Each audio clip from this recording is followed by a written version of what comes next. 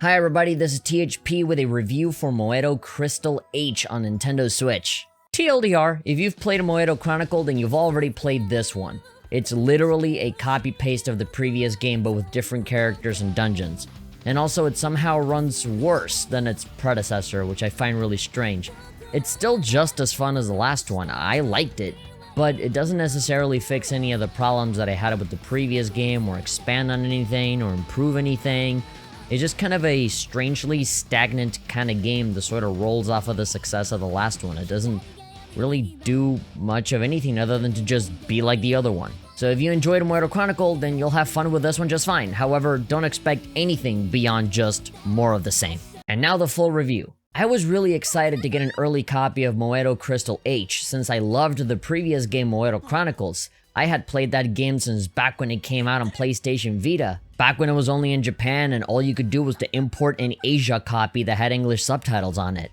I loved it back then and I still love it now. It was a fun Pokemon-esque romp through silliness and slice-of-life moments with attractive and adorable monster girls. I even revisited the game for a little bit to refresh my memory back when it came out on Nintendo Switch and PC. And of course I played it again right before reviewing this newer game. However, when I booted up Moero Crystal for the first time, I was almost confused thinking that I had just launched Moero Chronicle again by mistake. Now obviously that's just a joke, but I do sincerely feel that the game felt identical to the last one, with almost no significant changes to the formula to distinguish itself from the previous iteration. It's simply more of the same, which was never bad technically, but some steps forward would not have hurt at all. Because of this, I fear that this review might be fairly short, since my thoughts on Moero Chronicle essentially echo my thoughts on its follow-up. I will most likely end up focusing more on the things that this game does differently, or, to put it in better terms, what it doesn't. Moero Crystal H, just like its predecessors, is a dungeon-crawling RPG where you can recruit a ton of cute and sexy monster girls into your team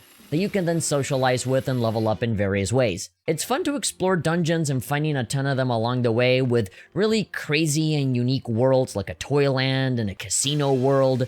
There's just a lot of really cool things to just sort of look at, and the background music is really enjoyable too. For what it's worth, the dungeons are pretty fun to walk around in. Enjoying the personalities of all the characters and the monster girls you find and how they all communicate with one another is also very fun.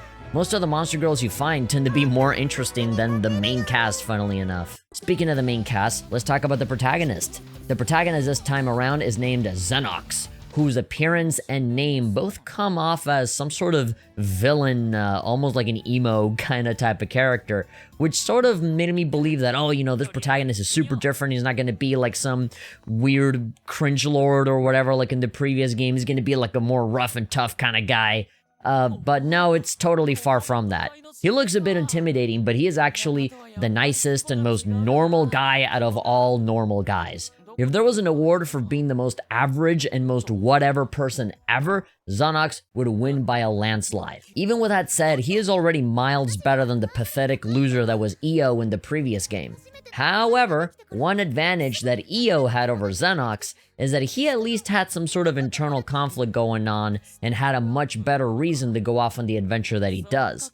Now here, in Moero Crystal, Xenox is a country boy going to the big city looking for his dad who has gone missing for a bit. But that is very quickly forgotten about. Like literally, gameplay doesn't even truly start before they forget about this little plot line and it gets thrown out the window when he gets thrust into this quest by accident. Now, what quest, you may ask? Well, it's a quest to find the bra of darkness that needs to combine with the panties of light to bring balance to the world. That is seriously what the story is, and I'm just laughing trying to say this out loud with a straight face. I can't. Yes, the story and the world of this game is just as silly and ridiculous as always. Absolutely nothing in this game is taken seriously and is constantly entrenched in comedy. A lot of it is very predictable and not that different from the previous game, but it's still an element of levity that makes the game quite pleasant to get through, almost relaxing even, because the game with its combat isn't even that difficult to begin with. I mean, you are able to set difficulty levels, but even then I found it to be fairly simple, straightforward, easy to understand.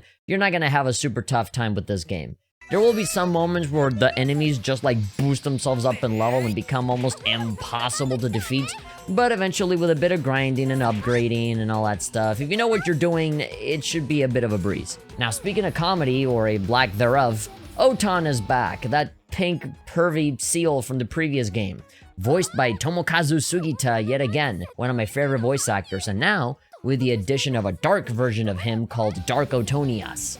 This particular character is voiced by Yuichi Nakamura, who is one of Sugita's closest friends, making this new character a joke in and of itself for those that are informed on who the voice actors are. Needless to say, Otan is the same cringy, disruptive, and annoying character as before. And Dark Otonias isn't much different.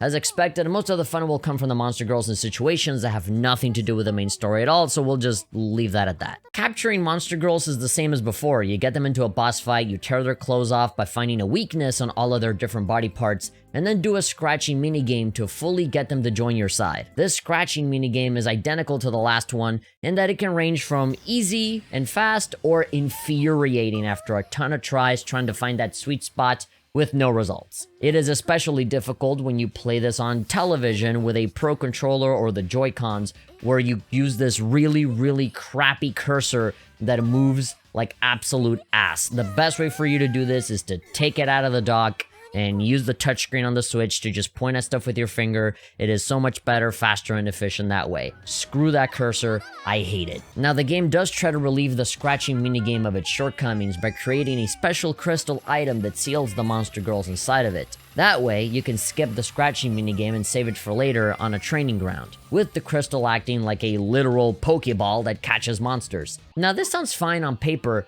except for the fact that even if you do all of this, you can still fail the scratching minigame, in which case the monster girl will run back into the dungeon, so you'll have to go back and look for her again anyway. This is no different as just confronting the monster girl in the dungeon, failing, and then waiting like 5 minutes for the girl to come back and then try it again. Here, you're actually creating an extra step for yourself by leaving the dungeon, doing the training ground thing with the crystals, and then failing it, and then having to go back to the dungeon to the point where the monster girl was at, and then try it again.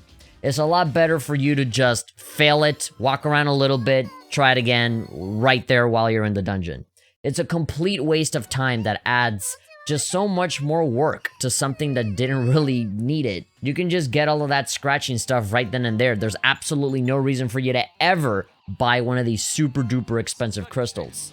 It's a brand new addition that literally has no point in existing. But anyway, after recruiting your girl, here's where you can see the biggest amount of changes, or rather additions to the game that, depending on who you are, they might mean a lot or mean nothing. The combat, the dialogue, the story, even a lot of the music is identical from Moero Chronicles. Like literally the exact same tracks are just moved over to this game too. The combat had absolutely no improvements at all. It's the same kind of combat with the same kind of effects and everything. The one big difference is that the main hub for the game has a bunch of new things now. Like usual, there's the shop and the inn where you can visit all of your teammates and socialize with them. But then there are these new areas that can be used for training, boosting up your stats, and enhancing your accessories. There's even a top-down shooter within the inn that grants you access to optional bosses to explore. So there's a lot of content and a lot of resources and tools for you to prepare for these dungeons. It's a lot of optional things that you don't have to do, but it's still more content than the previous game, and I appreciate it. They're fun to get through. However, the dungeons are not without criticism either, because other than an environmental change here and there and a few obstacles here and there, the dungeons are pretty much identical to the last game. The map as well, just literally like nothing new there. Before you know it, you'll be going back and forth from the dungeons to the town as you spend hours just talking to your team and preparing to take a deep dive into the dungeons and their annoyingly high encounter rate. Seriously, like every 2 steps, there's a battle with like 10 enemies in it, and it is just such a waste of time, especially when you're super overpowered after a point. You can just wreck all of these enemies, and at least for me, I personally feel that whenever I get into a battle, I don't like running away because I feel like I'm just wasting experience points or not gaining enough levels. So I just do all of them, so maybe I should. But yeah, you just come across so many enemies so often. There are some upgrades that reduce the encounter rate, but even then I still feel like it happens a lot. But anyway, in the dungeons and in the battles, you can expose weaknesses, you can build up your party, you can use different builds, and pretty much do all of the same things that you did in Moero Chronicle. You kill the same enemies and even recruit the exact same monster girls from previous games. Some of these are technically different, but their poses, their personalities, their voices are all identical. Now, none of this is particularly bad, but definitely disappointing. This almost feels like an expansion pack of the previous game as opposed to an entirely new release. I like to think that sequels or follow-ups or whatever are opportunities for developers to further improve upon what was done before, you know? And taking the game to the next level in some way. That's exactly what great sequels are made of. However, I feel an enormous sense of complacency, almost stagnation throughout the whole game. It's as if the team cynically thought that they could get away with just having hot girls in the game and not changing anything else, and then people would just fall for it and buy it. Well, as much as I love building my relationships with all of these cute monster girls, I am a very perverted gamer, I'll admit.